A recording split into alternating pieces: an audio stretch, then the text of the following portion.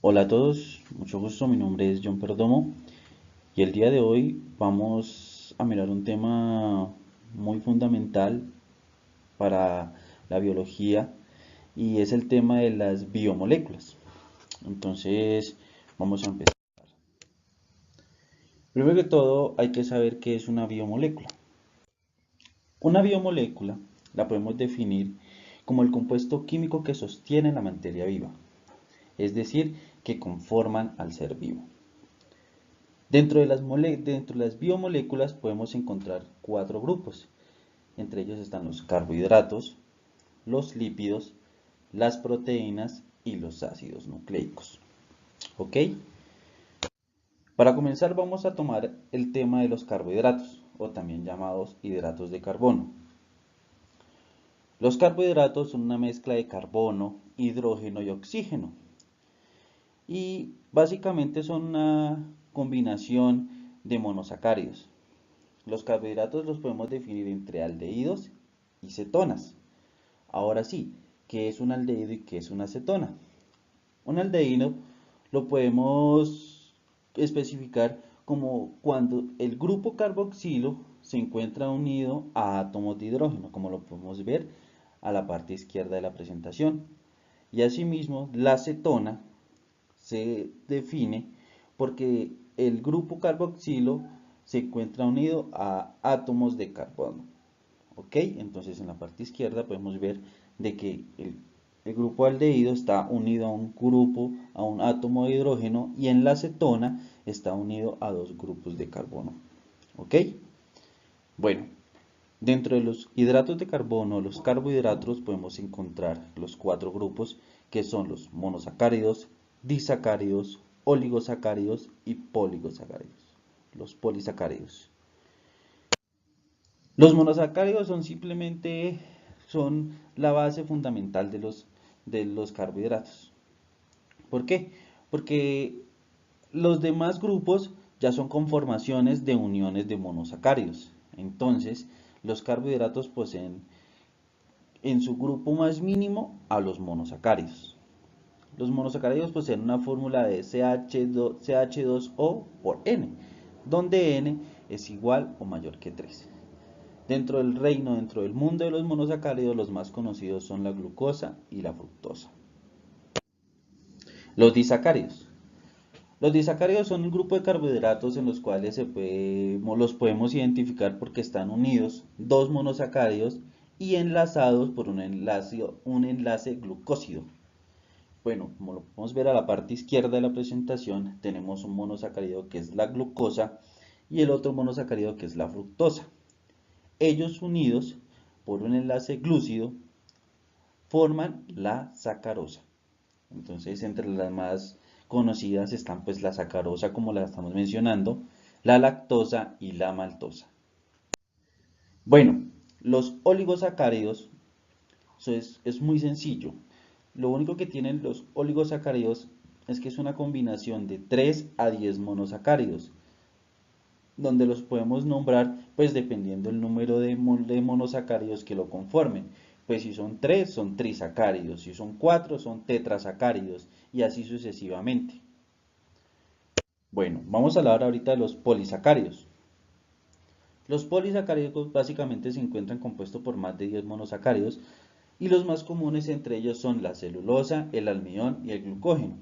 Como podemos ver en la imagen, ahí podemos tener un poquito el esquema del almidón y la celulosa. Bueno, vamos a hablar ahora de algo que son los lípidos. Normalmente las personas tienen a los lípidos como si fueran grasas. Pues sí, o sea, los lípidos en sí son grasas, pero la única diferencia es que el concepto de grasas es solamente un tipo de lípido que procede de los animales. Los lípidos se encuentran compuestos por carbono e hidrógeno. Además de eso, también poseen oxígeno en pequeñas cantidades y en ocasiones también podemos encontrar de que poseen fósforo, nitrógeno y azufre. Los lípidos no son solubles en agua, que es lo único que puede disolver un lípido, es un alcohol, es un compuesto orgánico, un alcohol. Y en sí los lípidos dentro del organismo Ellos poseen diferentes funciones. Entre ellas podemos encontrar la energética, estructural, hormonal y transportadora. Dentro del mundo de los lípidos podemos encontrar dos grupos, que son los saponificables y los insaponificables. Los lípidos saponificables, estos los podemos definir entre simples y compuestos. Los lípidos saponificables simples podemos encontrar los ácidos grasos saturados y los ácidos insaturados. En los saturados podemos decir que este tipo de lípido se reconoce porque no presenta enlaces dobles entre sus átomos de carbono y se encuentran en el reino animal. Los insaturados es lo contrario, entonces, que sí presentan enlaces dobles entre sus carbonos y además provienen del reino vegetal, como es el caso del ácido oleico. Ahora vamos a ver los compuestos. Los compuestos los podemos definir entre fosfolípidos y glucolípidos. En el grupo de los fosfolípidos los podemos definir de forma sencilla, ya que poseen un grupo de fosfato en su configuración molecular. De igual manera, estos los podemos subdividir entre glicerofosfatos, que son lípidos anfipáticos, que quiere decir que no son solubles en agua, formados por esteres de acilglicerol con fosfato y otros compuestos de hidroxilado. Los fosfoesfingolípidos son lípidos conformados por un grupo de fosfato y a su vez por un grupo de esfingosina, que es un aminoalcohol que se une a un ácido graso. Los glucolípidos están conformados por un lípido y un grupo glúcido o hidrato de carbono, que a su vez los podemos encontrar como los cerebrósidos y los gangliósidos. Los cerebrósidos son una ceramida que se une a un monosacárido como la galactosa o la glucosa. Y los gangliósidos son una ceramida que se une a un oligosacárido en donde se encuentra presente el ácido siálico. Ahora vamos a ver los lípidos insaponificables. De igual forma como los saponificables, este tipo de lípidos también los podemos encontrar en diferentes tipos. Tenemos a los terpenos, los esteroides y los helicosanoides. Los terpenos son un tipo de lípido derivado del hidrocarburo isopreno. Entre ellos podemos encontrar la vitamina E, la A y la K. Además también los aceites esenciales. ¿Cuáles son los aceites esenciales? El omega 3, el omega 6. Los esteroides son lípidos que son derivados del hidrocarburo esterano, donde podemos encontrar las hormonas sexuales, los ácidos biliares, la vitamina D y el colesterol. Los lípidos helicosanoides son un tipo que básicamente son derivados de los aceites esenciales, como el omega 3 y el omega 6, que antes lo estábamos mencionando, que se encuentran entre los terpenos. Entre estos podemos encontrar la prostaglandinas y los leucotrienos. Me disculparán ahí un poquito la pronunciación, pero la idea es esa. Bueno, entonces, las proteínas.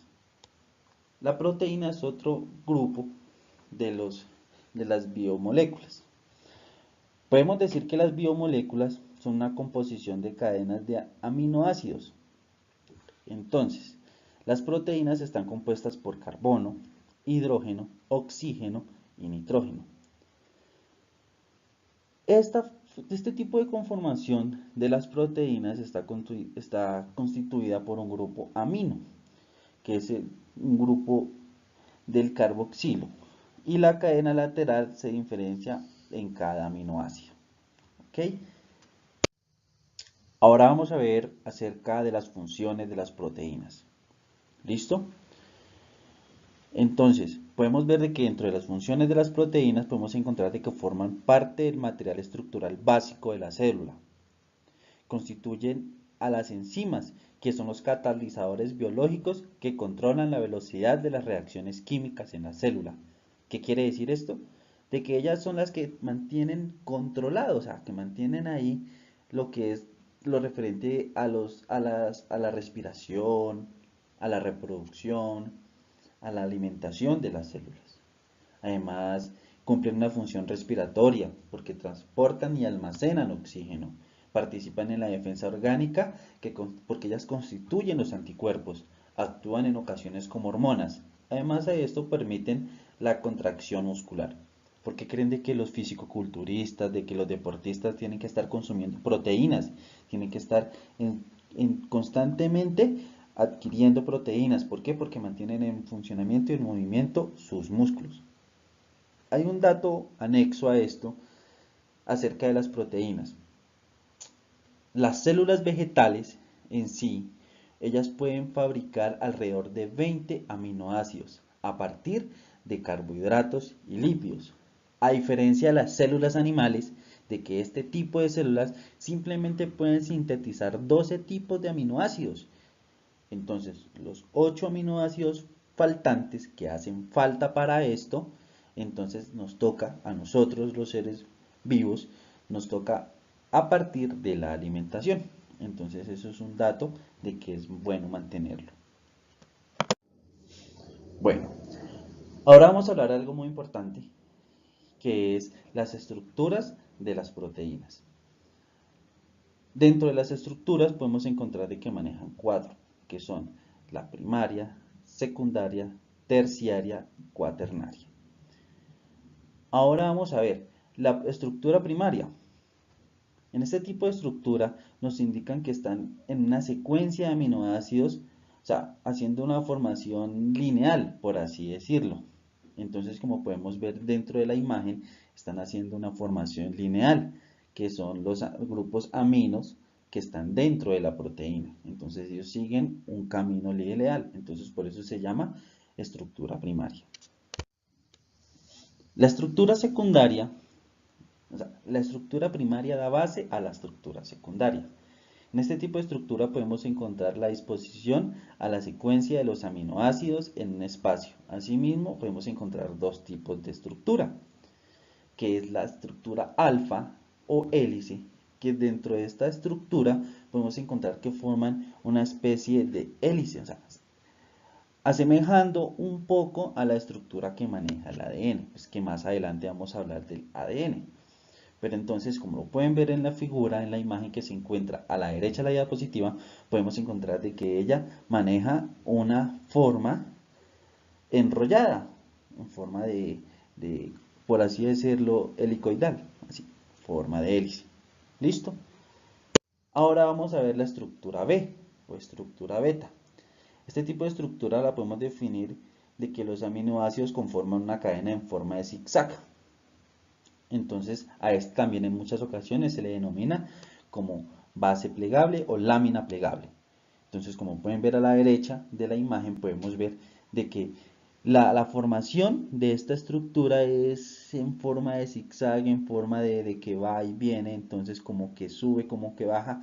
Pues entonces eso es dependiendo a la forma o el tipo de visión que tengamos de la estructura. Ahora sí, vamos a ver la estructura terciaria. Entonces, como les decía anteriormente, que la estructura primaria da base a la secundaria, asimismo da base a la terciaria. ¿Listo? Entonces, en este tipo de estructura podemos ver de que utiliza una disposición globular. Entonces, como si fuera una pequeña manguera. Entonces, esta formación, este tipo de estructura se mantiene gracias a la existencia de enlaces entre los radicales de los aminoácidos y entonces aparecen varios tipos de enlaces. El primer tipo de enlace es un puente difulsuro que se da entre los radicales de los aminoácidos que tienen azufre. Listo. El segundo son los puentes de hidrógeno, que pues como su nombre lo indica, entre los radicales de los aminoácidos que poseen hidrógeno, los puentes eléctricos y las interacciones hidrófobas. ¿Listo? Entonces, como pueden ver ahí dentro de la imagen que está a la izquierda, se explica un poco acerca de la formación terciaria. Entonces, podemos que está la imagen del puente de disulfuro, del puente eléctrico, de la hidrofóbica y los puentes de hidrógeno. ¿Listo? Ahora sí vamos con la final, que es la estructura cuaternaria. En este tipo de estructura podemos encontrar de que las uniones de más de dos estructuras terciarias. ¿Qué quiere decir eso? Para formar una estructura cuaternaria tenemos que tomar 2, 3, 4, 5, 6 estructuras terciarias y unirlas. Todas estas se unen gracias a un enlace no covalente de las cadenas polipéptidas. Cada una cadena se denomina por el número de protómeros y dependiendo del número de los protómeros. Asimismo se les da el nombre, como es el caso de la hemoglobina que posee 4 protómeros. ¿Ok? Entonces, como lo pueden ver, o sea, todo es como si fuera una cadena. Entonces, de la estructura primaria a la secundaria, terciaria y por último, la cuaternaria. Bueno, ahora vamos con un tema muy importante, es muy básico. Entonces, este tema es tan importante de que gira en torno así a todo tipo de organismo. ¿Por qué? Porque los ácidos nucleicos son denominados también como compuestos quinarios. ¿Qué quiere decir? De que tienen 5 tipos de compuestos. Entre ellos están el carbono, el hidrógeno, el oxígeno, el nitrógeno y el fósforo, donde su unidad mínima son los nucleótidos, que a su vez se encuentran unidos en sí por enlaces fosfodiéster. ¿Qué es un enlace fosfodiéster? Pues un enlace fosfodiéster es la unión del grupo carboxilo en el carbono número 3 y en el grupo del carbono número 5. Más adelante les estaré explicando un poquito acerca de ese tipo de enlace. Bueno, vamos a hablar de qué es un nucleótido. Un nucleótido es, como lo decía, la unidad mínima de los ácidos nucleicos. Los nucleótidos se encuentran formados por un grupo fosfato, una base nitrogenada y un azúcar pentosa. Bueno, ahorita les voy a mostrar una pequeña imagen. Dentro de los nucleótidos, el enlace que se forma entre la pentosa o el azúcar se denomina fosfoéster. Aquí va donde les explico lo del fosfodiéster. El enlace fosfoéster es el que se da entre el azúcar y el grupo fosfato. Pero entonces se llama fosfoéster. ¿Por qué? Porque va dentro del nucleótido. Entonces, el fosfodiéster es el enlace que se da entre dos nucleótidos. Ahí está la diferencia. Y pues asimismo el enlace que se da entre el azúcar y la base nitrogenada se denomina enlace beta-glucosídico. Bueno, aquí en esta pequeña imagen pues estamos mostrando de forma simple cómo es por dentro un nucleótido. Entonces podemos ver de que en el centro tenemos el azúcar pentosa. Entonces lo tengo en forma de pentágono, ¿por qué? Pues pentosa. Al lado izquierdo de la imagen miramos que está el grupo fosfato y al lado derecho miramos que está la base nitrogenada. Entonces, el enlace que forma entre el azúcar y el grupo fosfato se llama enlace fosfoéster y el enlace que forma entre la pentosa y la base nitrogenada es enlace glucósido, enlace beta-glucósido. Aquí vamos a estudiar algo. El azúcar o la pentosa, el azúcar pentosa puede ser de dos clases. Puede ser desoxirribosa y puede ser ribosa. ¿Esto a qué viene? Aquí, dependiendo del tipo de azúcar que maneje, asimismo es el tipo de ácido nucleico. Entonces, vamos a ver por qué. Pero antes, tenemos que saber un poco acerca de la base nitrogenada. ¿Por qué? Porque de igual manera es muy importante saber de las bases nitrogenadas. Las bases nitrogenadas podemos encontrarlas de dos tipos, que están las púricas y las pirímidicas. Dentro de las púricas encontramos que está algo muy importante que es la adenina y la guanina. Y las pirimídicas, en este tipo encontramos la timina, citosina y el uracilo. Ahora bien, ¿por qué se diferencian? O sea, ¿por qué partirlas en púricas? ¿Por qué dividirlas en púricas y en pirimídicas? ¿Por qué? Porque es que las bases nitrogenadas púricas poseen doble anillo, o sea, poseen dos anillos, a diferencia de las pirimídicas que solamente tienen un anillo. Ahora les voy a mostrar o sea, ¿por qué de los dos y por qué de un solo anillo? Porque yo creo que pueden tener algún tipo de diferencia y pueden tener algún tipo de inconsistencia en eso. Bueno, vamos a ver los tipos de ácidos nucleicos. Entre ellos tenemos el ADN. El ADN está formado por un doble filamento helicoidal, como lo pueden ver a la parte derecha de la imagen, donde la pentosa es la desoxirribosa. Aquí el detalle, porque ADN, A de ácido, N de nucleico y D de desoxirribosa. Por eso se llama ácido desoxirribonucleico. Ahí el detalle del nombre. Además, este tipo de ácido lo podemos encontrar en el núcleo celular, donde hace parte de los cromosomas. De igual manera, está presente en el citoplasma, donde está en las mitocondrias y en los cloroplastos. Dentro del ADN podemos encontrar que está formado por la adenina, la guanina, la citosina y la timina. Bueno, muchos estarán preguntando, bueno, ¿qué se hace el uracilo? Bueno, ahora les explico dónde está.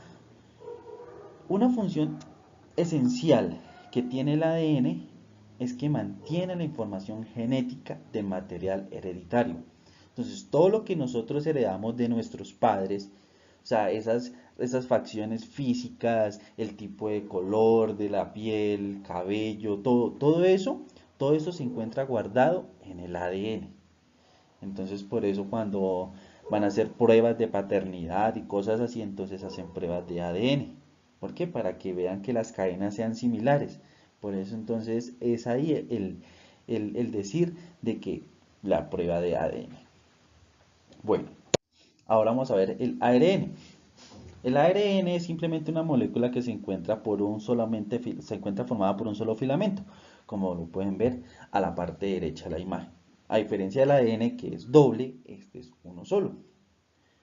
Entonces, dentro del ARN podemos ver de que el azúcar que lo maneja es la ribosa. Entonces, si recuerdan que un momento atrás les dije pues de que dependiendo el tipo de azúcar que maneje, asimismo será el tipo de ácido nucleico.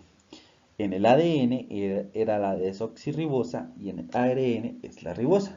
También el nombre de ARN, porque maneja la ribosa.